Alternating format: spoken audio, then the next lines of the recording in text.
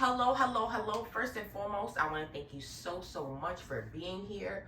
We are about to watch, I'm going to just get straight into it. We are about to watch how brothers created this little mobile room on wheels for less than $1,000. So now they can live for free anywhere in America. Let's get into it. In this video, me and my brother are going to build a luxury micro camper, and we're going to do it for less than $1,000. This idea all started when we came across this old trailer on Facebook Marketplace for $100.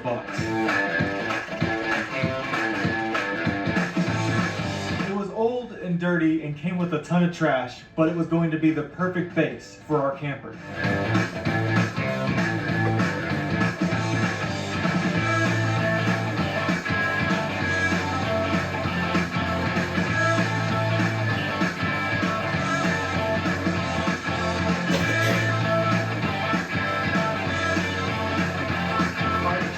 Amazing. Wow. I cannot believe we got this for $100. 6 feet on the dot, 8 feet, dude. Our trailer had a base right around 48 square feet, which meant this was going to be a little tricky. You see, not only are we staying under $1,000, but we want this camper to sleep 2 people, have a mini kitchen, and a living room. Nice. The first step was to put down a moisture barrier to cover up the wood. After that, we were going to use foam for our insulation.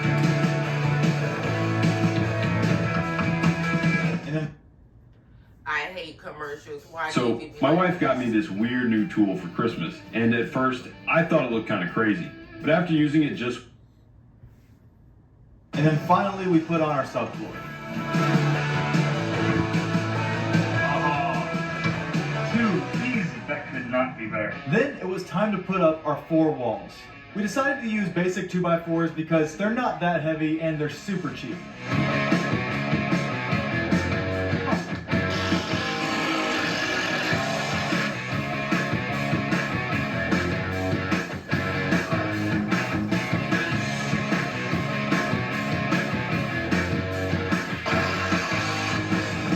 Wow. My hand. So Okay, it doesn't seem like we have too 220 much so weight far yet. this big. Okay, so for the windows, we're going to save a ton of money and use these. These are bus windows, and we have a ton of them just laying around. But you can get these things for free on Facebook. People don't want them.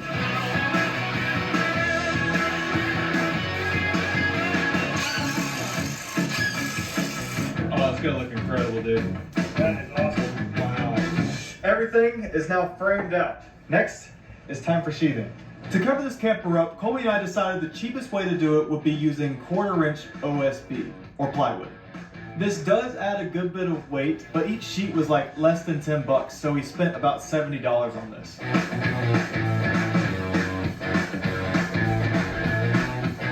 Don't like that one. Nope. Hate that.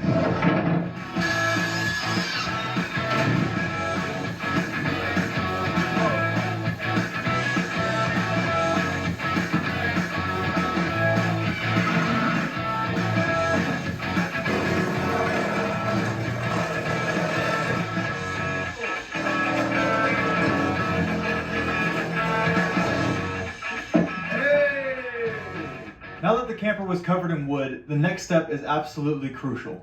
So this is what's known as poor man's fiberglass. It's how we're going to make this whole thing waterproof for basically free. What you do is just get some glue and you put it on like paint, and then you put a cloth over it and repeat that process over and over and over again until you have a really solid fiberglass-like layer that's completely waterproof. That's smart.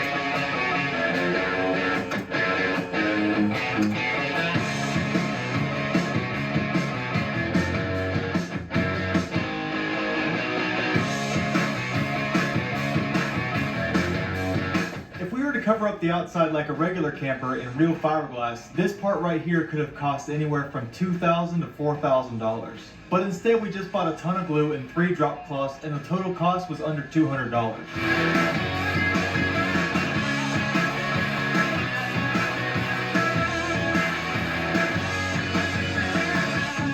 So now that we got the cloth attached to the camper, the next thing to do is completely cover everything in glue. This is what ends up making it super hard and strong.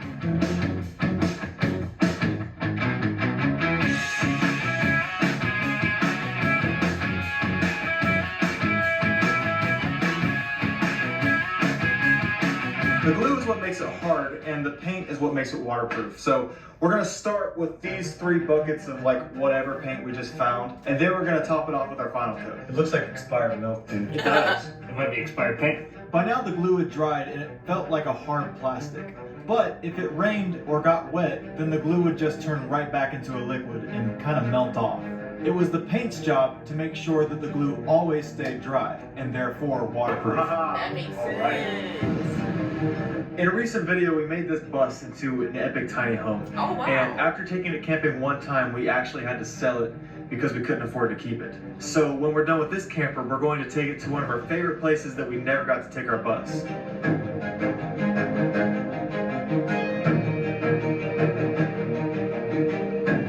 Next challenge we have is our door. So there's a lot of things to consider. It's got to be waterproof, it's got to be light, and it's got to be cheap. We came up with this little wooden frame that we're going to cover in metal that we have laying around.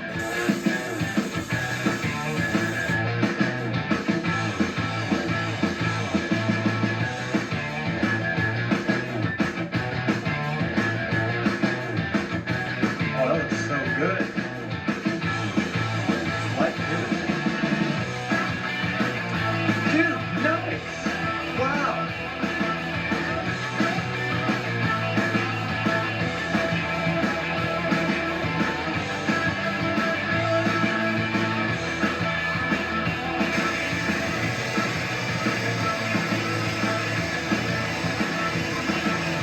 Okay, you guys ready? Watch. I'm proud of this door. Look, it even has a lock, so you can't get in from the outside. Now that the door is on, there was only one thing left to do to the outside, which was seal up the corners. Basically, our goal is to make a ton of pieces to cover up all the corners where we can waterproof them. And it's gonna look like that. To make all these pieces, we once again used all the school bus metal sitting around in our yard, so it didn't cost us a dime. And for those of you who don't have school bus metal, you can get some for very cheap on Facebook.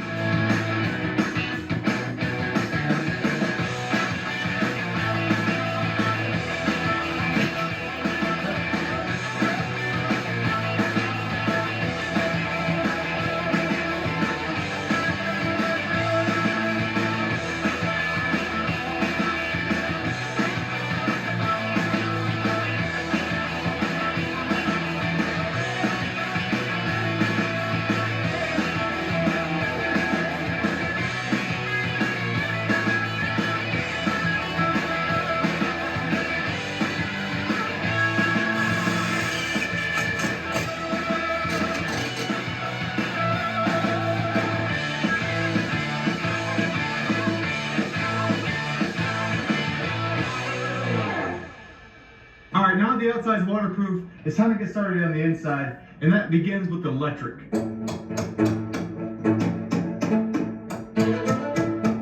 Regular house wire costs like $100 for 100 feet. This is an extension cord, and it's $25 for 100 feet. I do not recommend you doing this ever, but let's get this electric done, bro. There it is.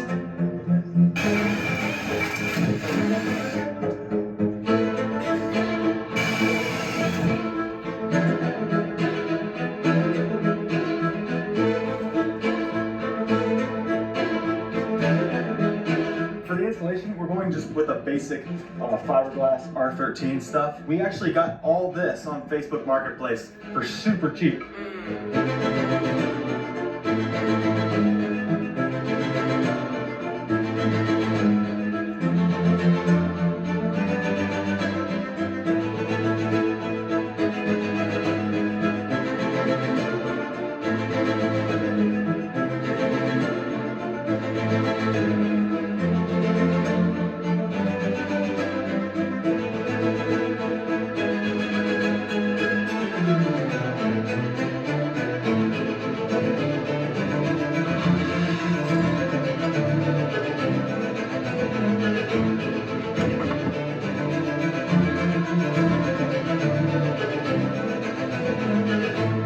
Because this is a budget build, the best solution we can think for the walls is just using plain old drywall. The only concern is the weight. All this weighs about 500 pounds. A little heavy, but it still should be within the 1,000 to 2,000 pound range, which is a very light camper.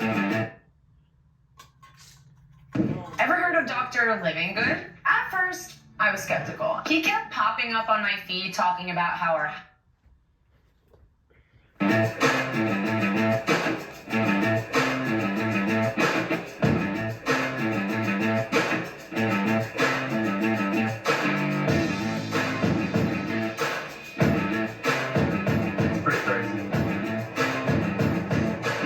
After getting the drywall in, we could really start to see everything coming to life.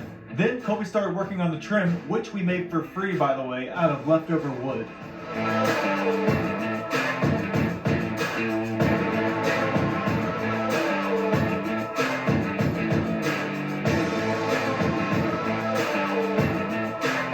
We then did the same thing with our cabinets, so these cost us nothing. They're literally made from scrap wood. It was starting to look just like our little animation from earlier. But we desperately needed one very expensive item: countertops. One secret little building technique you can use to save some money: pallets.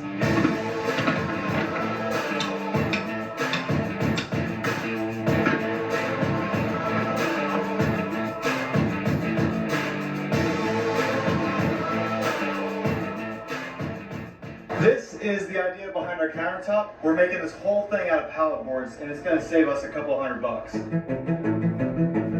One of my favorite things about building is you can take anything, no matter how bad of shape it's in, and make it into something amazing if you put enough time and effort into it.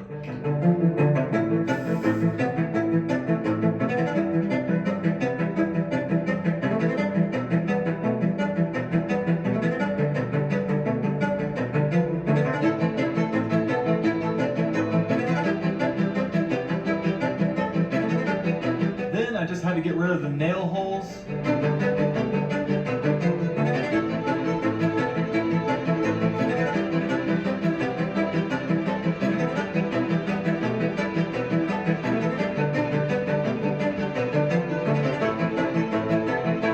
And while Colby finished up all the painting, I started to cut the hole for the sink.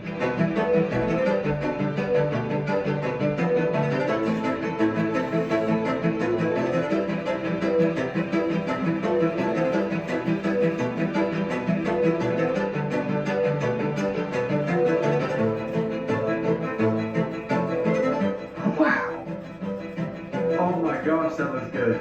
It really does. Beautiful. Wow. Oh my gosh, this is gonna look amazing.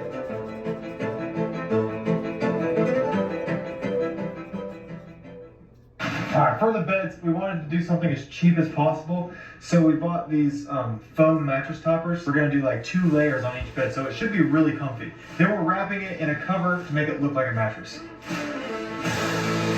Once we finished building our mattresses, the next focus was the floor, and I went and dug up some old tile from our bus build that was laying around. Laying down this tile really made it seem like we had part of our bus back. Once we finished a couple of the final details, we were finally able to take it to the campsite and test it out.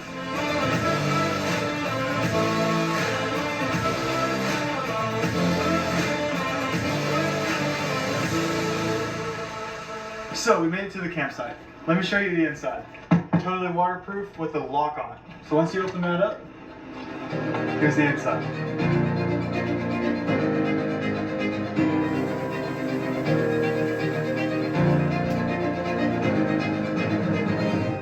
Right as you walk in, the first thing you're going to notice are these twin beds. This one doubles as a couch so you can watch the TV.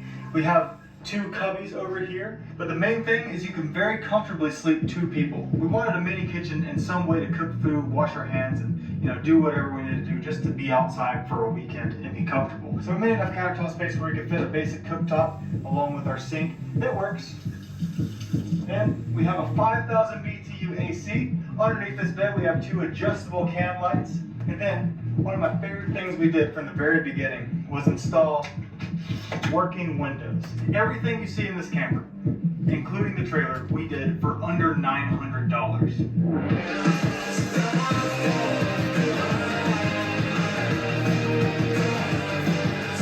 So So our camper wasn't quite as big as our bus, but for $1,000 to have something you can take anywhere and be comfortable is totally worth it. I agree. Ladies and gentlemen, I make these videos because think about it. The world is free. At the end of the day, I gotta catch my Uber. Hello everyone. I really don't feel like getting up, but I do want to finish this video. But essentially, like, I make these videos because I really want us to open our minds to start thinking of other ways to live, right? Because remember, this whole idea of paying rent, this whole idea of paying a mortgage is relatively new. You understand what I'm saying? For example, when the natives were living here, no one paid rent, no one had a mortgage, none of that existed, like, at all, right?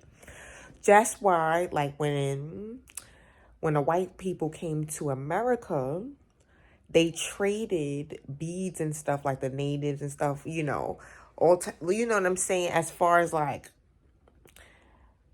different things, but it's because they thought that the Native Americans thought that they were going to share the land. You understand what I'm saying?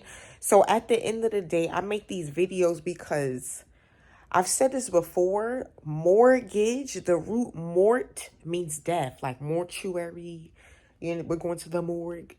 You understand what I'm saying? So at the end of the day, we have to get out of the matrix, like, seriously, because if we all wake up together, we will be unstoppable. So ladies and gentlemen, join me on my journey. I found the way. I think I'm gonna live for free. I figured it out, y'all.